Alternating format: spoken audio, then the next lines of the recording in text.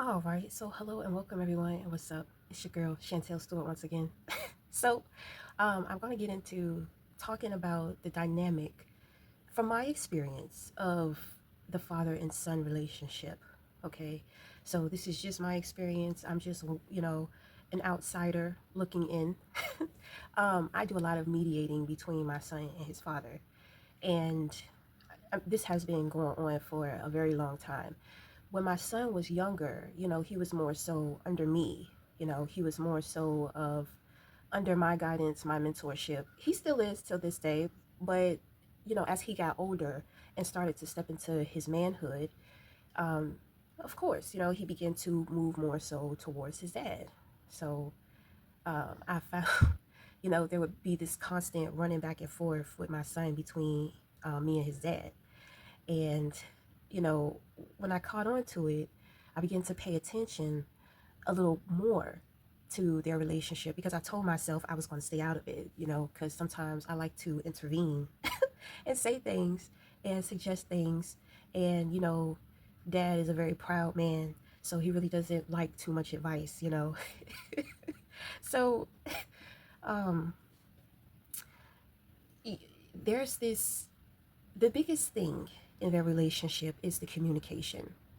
You know, it's not necessarily troublesome or uh, it's not like a toxic relationship in which they have when it comes to disagreements. It's more so, well, for one, you have to get to know your children. And by my son being with me during the time to where he was younger, I wasn't telling him who to be. I more so would teach him about manners, being grateful, saying thank you, stuff like that that you teach younger children, like manners, being polite and all that type of stuff. But for the most part, I spent a lot of time observing him, talking to him, asking him questions, really getting to know him.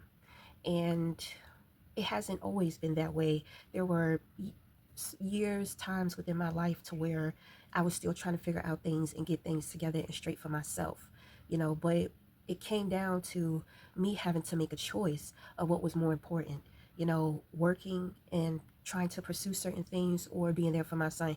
When his first year in grammar school presented a lot of challenges, and I knew right then and there that I would have to make a decision. It's just like you can't work and juggle him, and I'm just like, well, my son is more important. Okay, so, me and his dad had a conversation about some things, and we made arrangements and adjustments. So, you know, um, but like I said, in between, there have been times to where he and I have been separated. I have been separated from the home. Me and my son's father's relationship, at one point in time in our earlier years, we were together 8 years before we had our son. And the first 3 years were it was very blissful. It was a lot of love. you know um, I was crazy about him in the beginning, and you know um, life began to life. We begin to get older. We moved in together. You really get to know a person when you move in with them. We were together. We had situations to where my family lived with us, his family lived with us. So there was a lot in which that we had been through. And to make a long story short, we went through a period of breaking up. When individuals are together and they break up, especially when children are involved, there's a lot of anger, there's a lot of resentment. We dealt with a lot of that. um, we dealt with some infidelity issues. you know um, we dealt with things financially, who we were and what it is in which that we wanted. So naturally we went through that phase. you know and things happened within my life to where I began to realize in one way or another, you know, he's going to need his dad. It's not like his dad is a deadbeat or his dad doesn't want to be there. You know, it's just he and I making it hard to have a relationship and connect for our son. So I said, you know what? I'm just going to have to throw in the towel and I'm just going to have to make sacrifices. Like, I tried to hold on until my son started school. And then I was just like, I'm going to have to make that decision. And even still, after that, I tried to still do things and make things happen with my son. So there were times to where I experienced being a single parent. Me and his father were separated, or we just weren't living in the same home. So there was a point in time to where I had left his father to be with somebody else, and his father was going through a rough financial time. So I took on the responsibility of my son because I was in a more stable position. So after that relationship, I ended up having to go back to my son's father, you know. Um, and that's when I realized like there were going to be a lot of sacrifices in which I was just going to have to make. And just like I said before, I still kind of was trying to do things and hold on. Then situations happened with my son in school. And so then I was just like, well, I'm just going to take my son with me, to do certain things. And I mean, it was a period of time to where I went to live with other family members for a year, not for years, but for a year. I used to go be with my sisters for the summertime, and I would take him. Me and my son spent about 2 years in Richmond. Okay, the life of a psychic medium. Welcome. So, um, but anyway, there were a lot of things that, me and his dad had to face, but he was kind of, I was ready to grow and to accept the past and everything that we have been through. But his father was still holding on. His father was resentful. I tried to talk to him. You know what I mean? I tried to bury my soul into him and letting him know, how sorry I was about everything, and that, I really tried to have that conversation with him, but emotionally he wasn't in that place. He was still very resentful. He was still heartbroken, and he didn't want to talk about it. Instead, he spent the next, 5 years being very resentful towards me, being unforgiving. And as much as he tried to hide it, it would always show, and I just ate it up because I mean, I didn't have anywhere to go. You know, I I didn't have anywhere to go. I had already lived with my family, and there was a time to where I was doing everything on my own. Me and his father had separated, and I had got my own place, and I was working 2 jobs. I didn't like that. I was too tired to deal with my son. I was too tired to clean my house. I was too tired to wash. And I mean, I know women do it all the time, and I know that it's women out here that got more than one child that's doing it by themselves. You know what I mean? But I'm just like, well, shit, I'm me. Like I know it's possible because they doing it, right? But at the end of the day, I don't want to be stuck in the fucking medical field, and this is going to be the rest of my life. I really want to be with my son. I really want to connect to him. I really want to enjoy these years because they're going to go by so fast. That he's going to be a grown man. I think that he's going to be out here living his life and in the world and all that type of stuff. You know what I'm saying? So, you have to enjoy I really wanted to enjoy him. So I made sacrifices, and I stopped working. Everything became about me learning how to keep up the household, learning how to be a supportive partner, even towards someone who was very hateful towards me.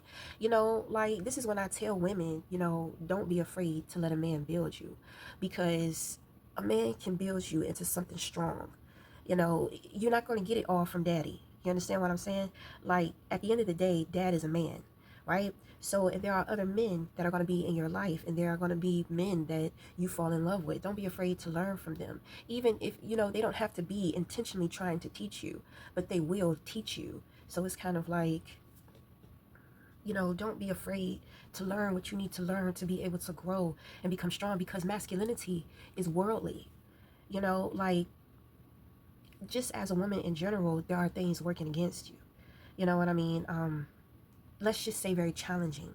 And at first, I kind of thought that that was some bullshit and that it was just like feminists just complaining.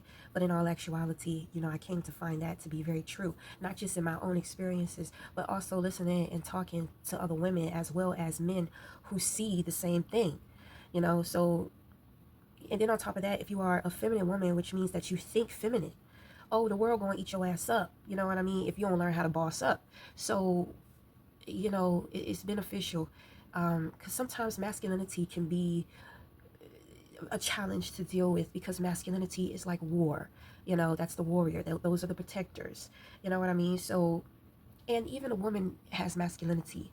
Women operate off of masculinity. It's a mindset. So a woman who's very worldly, she's very masculine. You know what I mean? So, but don't be afraid to learn from the catalyst. Okay? So, I mean, I learned beautiful things from him when we were in love with each other. When I got with another man, and I learned from him the beautiful things from him as well. When it got ugly with me and him, I left. Okay? When it got ugly with me and my son's father, there was nowhere for me to leave, so I had to face it. It was ugly. It was an ugly time. It was a very ugly time. It was ugly, it was challenging, and I found myself becoming the same way, and I began to experience things within my body. These relationships wear on you, honey. They wear on you. We think the shit normal. It's not normal. You shouldn't be going through a whole bunch of health issues, from dealing with stress from somebody. You know what I mean? But like I said, I took that shit and I let it build me. You understand what I'm saying? I needed to become tougher because at one point in time, I'm always crying about shit, always complaining about stuff, just miserable as hell. Because he giving me a hard time. And I said, why does it always have to be about him? When am I going to start standing up for myself? When am I going to start being whole and solid within me? I'm focusing too much on him and he in pain. You know what I'm saying? So I'm just like, he's not helpful. He can't help me. He can't support me. Nobody can. I got to figure it out myself. So that's what I did. So, I tell you all of that because I want you to understand in depth a little bit, just, more about me and my home life and how I deal with my environment. And a little bit of what I've been through in understanding, more of myself and this father and son dynamic. Okay, so my thing is that at a very young age, my son showed me he's very creative, very expressive, and it wasn't something that he would do. Like, he would paint every once in a while if I asked him, but that wasn't his thing. Like, he paid attention to clothes, he paid attention to the colors of clothes, his hair.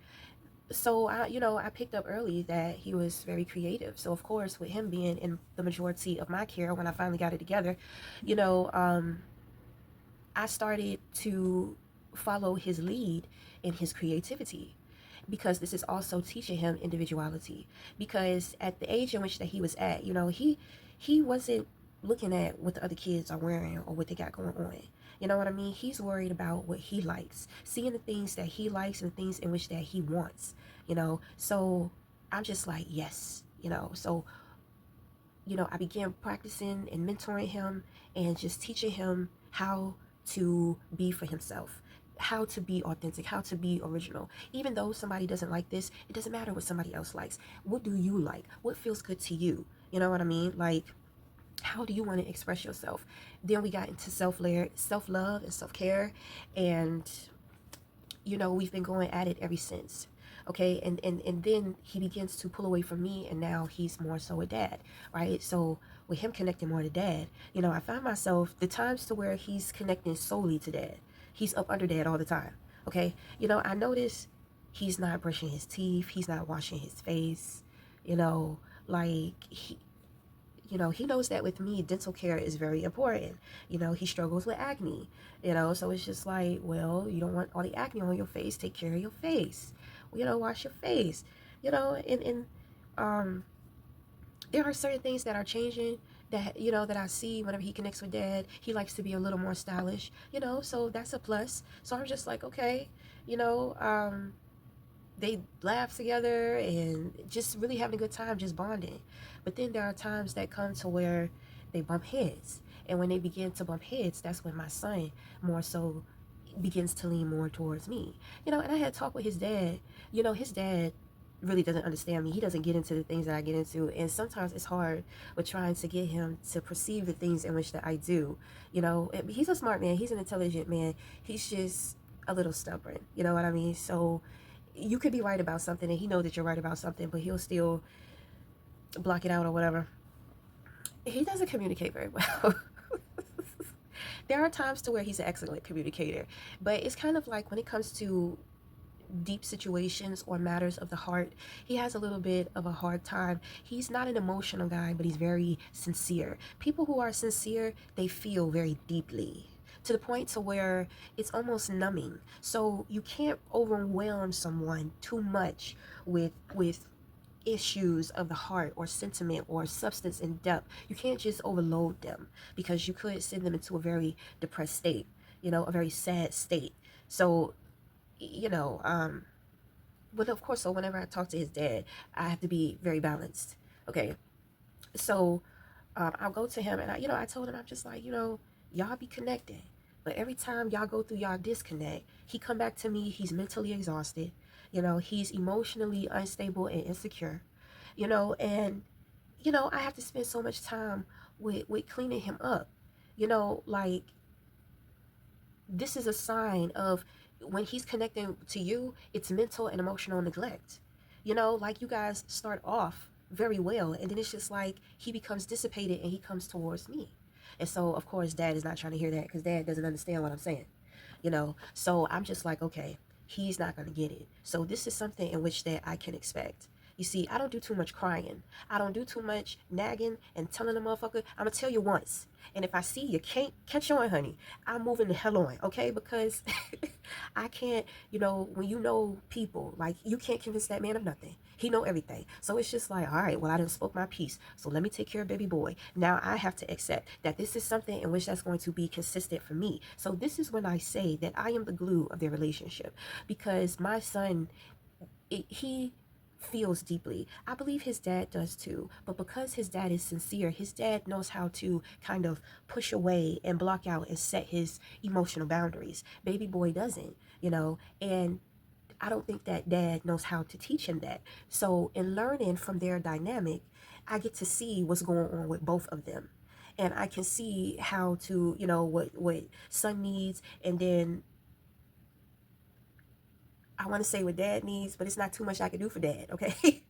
So, you know, I'll say things, but that's it. And sometimes when I say things, child, he just blow up and get the fussing and all type of stuff, and I just be like, bah.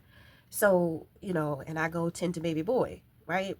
So, you know, um, baby boy, he has this expectation and this idea for dad and who dad should be. And I'm constantly trying, I have to constantly remind him, your dad is your dad. He is him, right? You're so mad about who you think he should be to you. But who is Michael? Who is MJ? That's the question you need to be asking. Whenever your dad pisses you off, it's your time to take your space away from him and connect back to yourself. You're too worried about him, you're too focused on him, and in a way you want to be controlling of him. And it's funny because I kind of see a little bit of the same dynamic between my son's father and his father. So there are things that my son's father, he likes, he admires about his dad, and there are things that he really doesn't agree with, right? And so whenever he does things that are like his father that he doesn't agree with, I remind him. I'd be like, look at you now, you acting like your dad. You acting like your dad, but you want to sit up here and you want to get upset with your dad, but you're acting just like his ass. You know what I'm saying? I said, you're not going to get away with that.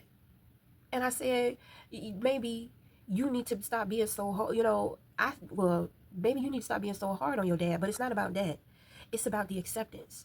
What he don't like about his dad is what's hard for him to accept. Have you ever noticed people are just like, oh, I don't want to be like my dad, I don't want to be like my mom, and they end up being just like them? Why? Because they spend their whole life running away from trying to be them, that they run into being them. You understand what I'm saying? So the thing is, and of course I can't have this conversation with him, so I'm just going to tell you, right? The thing is that, what you might not agree about your parents, what you might not like, or what have you, those are things that, you need to accept your parents. If you don't learn to accept the things that you don't really like about them or agree, that is what's going to drive you in becoming just like them. So it's kind of like, if when you don't accept that part of them, there's a part of you that you are not accepting.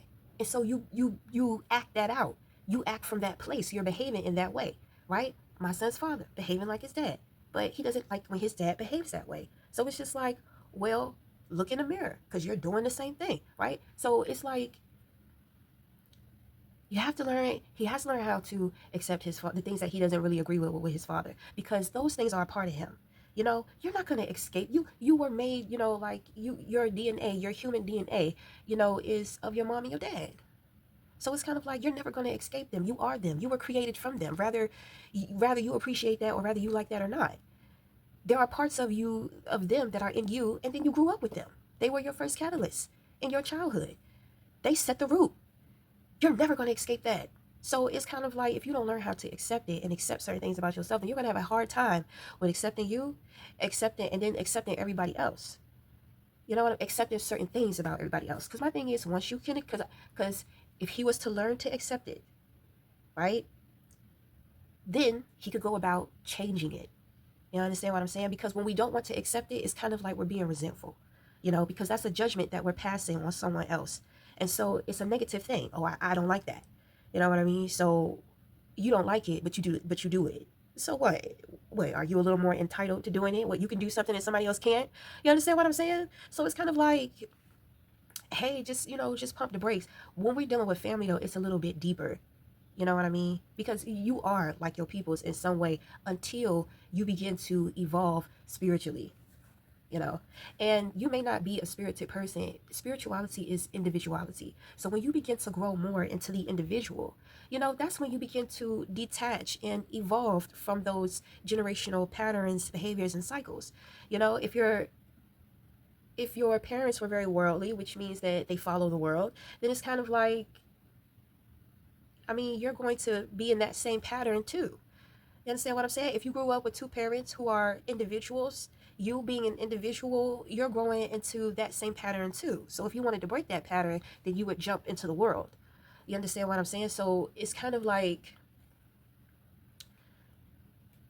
it's like breaking the cycles, understanding the cycles, being able to see them. But anyway, I can explain these things to my son, and I can have him see it, because I tell him, I said, well, you see how he sometimes deal with his dad, and then he get upset with his dad, but then he do the same shit, so my son be like, yeah, he do. I said, all right, now, I said, be careful on how you judge your dad, because you're kind of doing the same thing right now.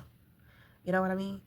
Because he gets upset sometimes when his dad can be over the top, or like really attention seeking and all that type of stuff, but my son has a tendency to do that shit too. And I had to remind him. I'm just like, well, what about the time, blah, blah, blah, blah, blah. Hey, child, you got to bring up facts. I be having receipts for their asses, because they always trying to deny shit.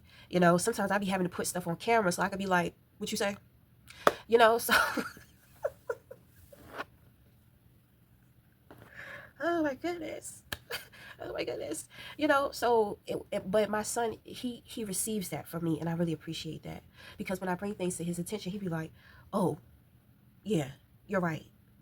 I'm just like, yeah, right? So, you know, I said it's okay if your dad behave or he act this way sometimes, because you do it too. And if you don't like it, you know, then you can change it. So he'll ask me, well, how can I change it? I said, well, the number one problem that your dad got is his patience.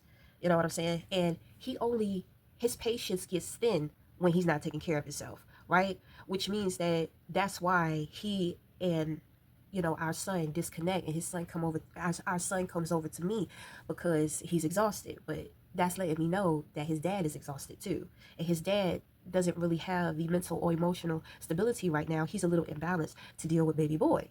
You know what I'm saying? So I'm just like, all right, there are times to where, when dad is imbalanced, there are things that I will say and do. But for the most part, that's a grown ass man. And I'm just like, he can figure it out. And I'm gonna be quiet until he figure it out. But until then, I'm gonna focus on some other shit. I got my own thing going on. I take care of myself, and I'm focused on baby boy. And baby boy has things going on within his life to where he needs more time and attention.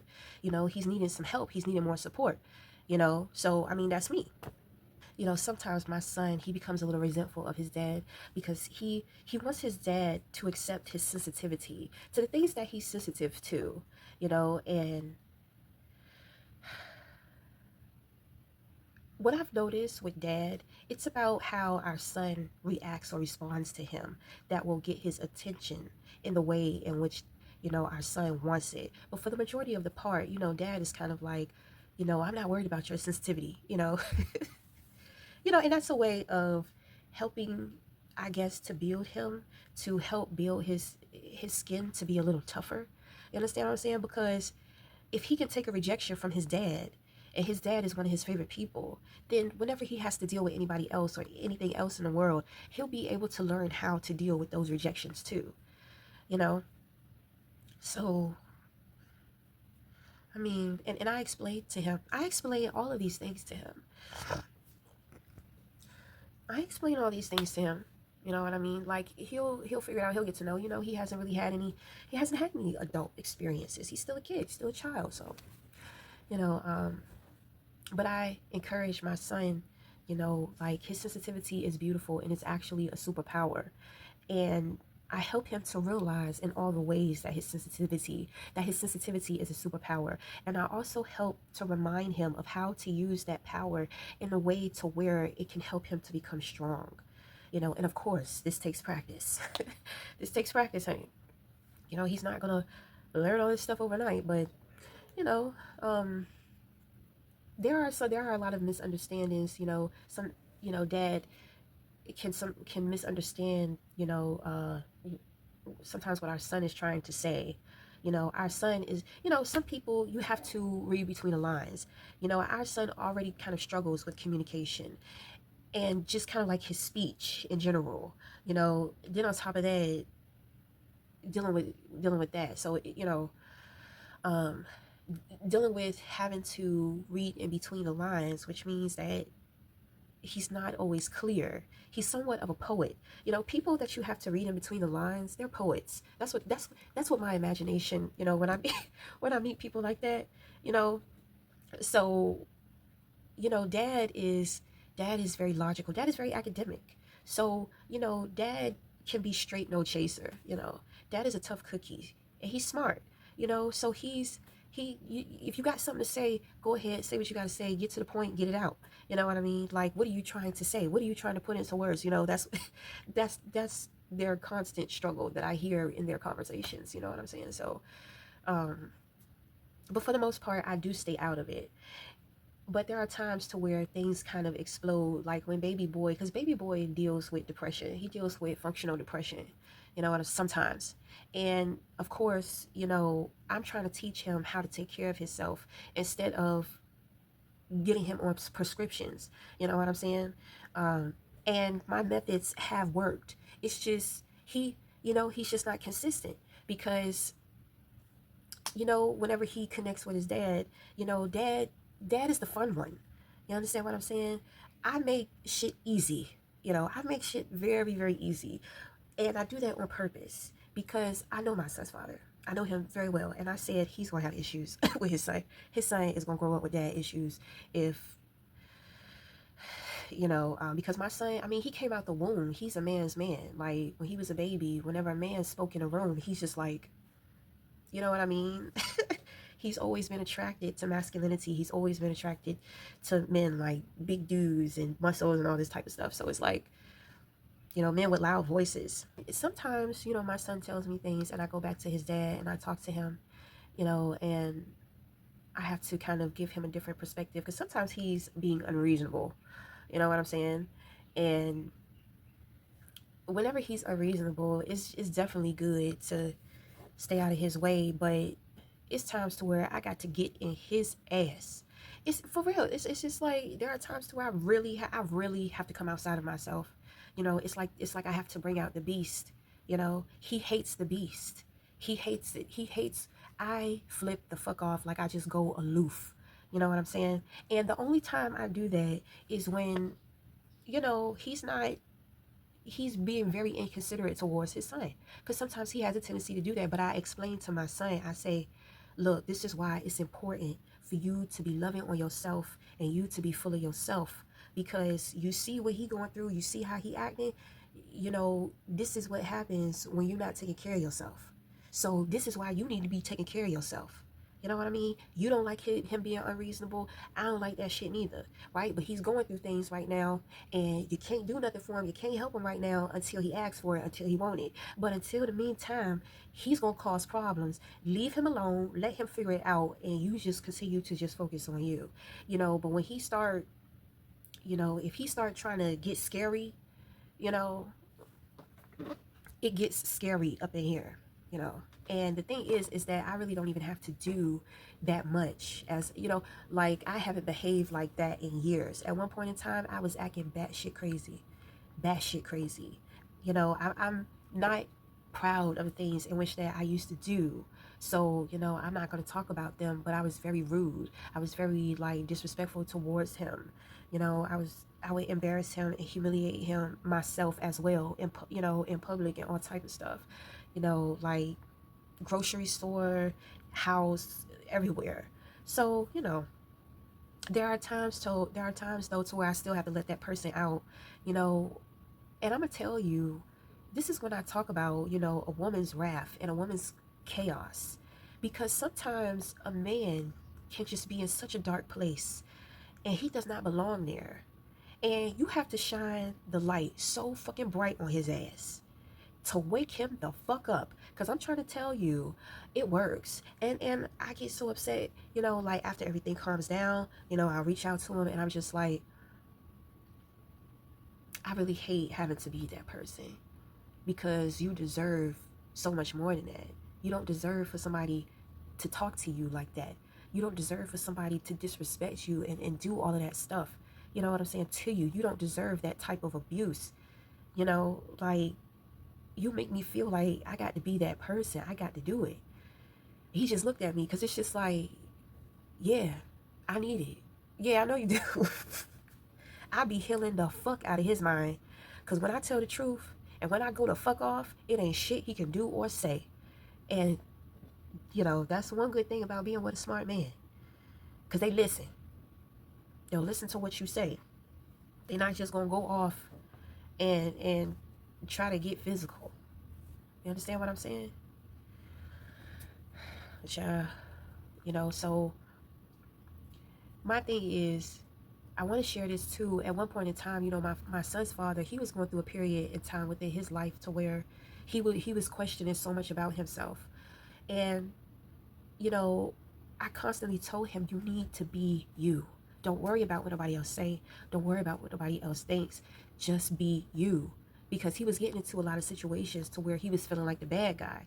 You understand what I'm saying? But once again, me being on the outside looking in at certain situations, not really knowing everything, but just hearing his side. You know, I got to be careful about the things in which that I say. So, you know, but it just kind of seemed like the people in his life were becoming opposition to him, you know, and it was weighing on him. It was weighing on him, and then one day he just finally snapped, you know, and when he snapped, he questioned, you know, snapping. And I, you know, I'm just like, you need to be yourself. And I tell him, I'm just like, you know, like your dad don't give a fuck. You know what I'm saying? Like your dad, I mean, he don't care. Like he is him. You know, like that's a part of him, you know, you should have. And if you do something that you know you, or let's say if you become a person or display a characteristic that you don't like, that you want to change, when you have accepted it, then you can change it. You understand what I'm saying? But I'm just like, because I know who my son's father is to the people in his life. I know his purpose. His purpose is fatherhood. There's a difference between a man who has purpose in fatherhood and who is a father. Okay? Some men, they're dads. They want to be a dad. There's purpose, but fatherhood is not the purpose. Okay? Fatherhood is someone who just has natural characteristics of dad. And people could see it in this person since they were younger. You have friends that look up to you like your dad. You may have a sibling. Your siblings may look at you as if you're a dad figure. Your friends, other men, older men, your dad may even feel this like fatherly presence about you, this fatherly attractive presence. That is because you have purpose in fatherhood, right? So I, you know, I just wanted to bring that awareness. So my son's father, he has purpose in fatherhood. He could never understand why people look up to him the way in which that they do, because there are a lot of people who deal with daddy issues, and when they see you, they see something comforting in you, and it makes him uncomfortable because it's men. He's a manly man and he's a proud man. So, you know, he don't deal with this type. You know, he's not a healer. You understand what I'm saying? He's just kind of like, that shit weird as hell, you know. So, you know, but that shows me that he has purpose in fatherhood. Okay, so I don't have purpose in motherhood. I do have a purpose as a mother to my son, right? But my son is more so of my purpose. Okay, so you know, you'll understand and you'll know what purpose in which that you have. You can have many purposes. Okay, it's not just, oh, I got to figure out that one thing that I'm really meant to do. You know, some people are born without one because they were meant to create one. You You understand what I'm saying? So it's just like, don't spend so much time with thinking about where you're supposed to be. Where you are at is where you are supposed to be. You just have to find the sacrednicity, and you just have to find the bigger picture of it, because it is a bigger picture. And you're going to go through some things, because the sister went through some things. Oh, I went through a lot, honey. I don't even want to talk about it. It's over. You understand what I'm saying? It's over. Your girl's still shining bright like a penny. You understand what I'm saying? Up, diamond. So, baby, baby, I could care less about it. I'm just like, them times is over. You understand what I'm saying? And I done been built and prepped, to be able to take on these challenges. And I understand, because they not gonna never stop coming. They not never gonna stop coming. So it's just like, instead of crying every time you get knocked down, you better get your ass up and start learning how to take on those hurdles and those obstacles. Okay, so anyway, that's my time. So I thought I would just come through and share with you. But until next time, we'll talk again. Thank you.